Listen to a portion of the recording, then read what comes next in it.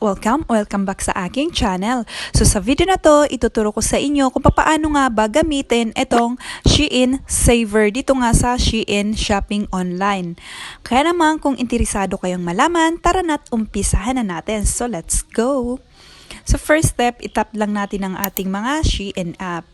Kapag nandito na tayo ay itap lang natin itong me or itong profile natin. Ayan, pagkatap nga natin yan ay dito nga natin makikita itong Shein Saver. Ayan, so kung mapapansin nyo, may nakalagay dyan sa baba ng Shein Saver na 12 coupons. So ngayon, para ma-avail natin yan or kung gusto nyo mag-join ay pindutin lamang natin itong Join Now. Or pindutin nyo lang itong Join Now. Pagka pindot natin yan ay ganito naman yung lalabas. And then, ayan, kung mapapansin nyo, ang sabi dyan, save at least 2,788 pesos. So, ganun kalaki yung pwede natin ma-save kapag nag-join nga tayo dito sa Shein Saver. Ngayon, kung gusto nyo nga mag-join, para makatipid kayo, ay pindutin nyo lang itong join for only 39 pesos. At good na yon for 93 days or mahigit 3 buwan. Yes guys, sa 39 pesos na yon ay hanggang 3 buwan yung tagal niya, okay? 39 pesos lang yung babayaran natin para nga makasali or maka-join nga dito sa Shein Saver. Ayan, so kung gusto nyo nga sumali ay pindutin lang natin or itap lang natin itong join for 39 pesos.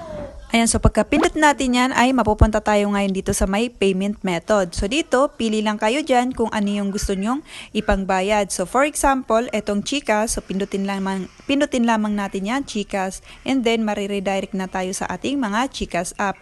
So i-enter nyo lang ang inyong mga PIN and then bayaran nyo lang yung 39 pesos. So after nga natin mabayaran ay ganito na yung makikita natin sa ating Shein Saver. Ayan, kung mapapansin nyo, may nakalagay na Use Now. So kapag ganyan guys, ang makita niyo sa inyong mga dashboard, ibig sabihin yan ay nabayaran na natin yung 39 pesos na hinihingi nga ni Shein Saver. So ngayon ay pwede na natin itong gamitin. So para magamit natin ay itap lang natin yung Use Now. Pagkatap natin ay ganito yung makikita natin or ganito naman yung lalabas. Ayan, so dito sa my coupons, ayan, meron tayo or marami tayong pagpipilian dyan kung alin dyan yung gusto nating gamitin. Like for example, itong 12% off, yan yung maliless natin kapag umorder tayo ng halagang 399 pesos. Tapos, ito naman, 17% off yung maliless natin kapag yung order mo ay nasa 1,599. Ayan, so pwede nyong tuusin yung, for example, umorder ka ng 1,599 pesos, iless mo lang yung 17% off, makakalis kayo ng mahigit 200 pesos. Ayan, so ganun din dito sa may bandang baba, ayan, merong 15% off at 19% off. So tingnan nyo lang dyan or pumili lang kayo dyan, okay? So ngayon, kapag nakapili na kayo ay pindutin nyo lang itong Use Now. So for example, ako ito yung napili ko, itong 12% off. For orders, 399 pesos. Ayan, so pagkapindot natin yung Use Now ay lalabas yung mga item. Ngayon, pipili na lang kayo ng mga items. O di kaya naman ay kung meron kayong mga naka-add to cart ay lalabas din dito. So ngayon, piliin nyo lang dito yung item na gusto nyo. So for example, ako itong square pants. Ayan. Ang price nito ay 563 pesos. So pindutin lang natin yung pick for reward. And then pindutin lang natin itong check out now.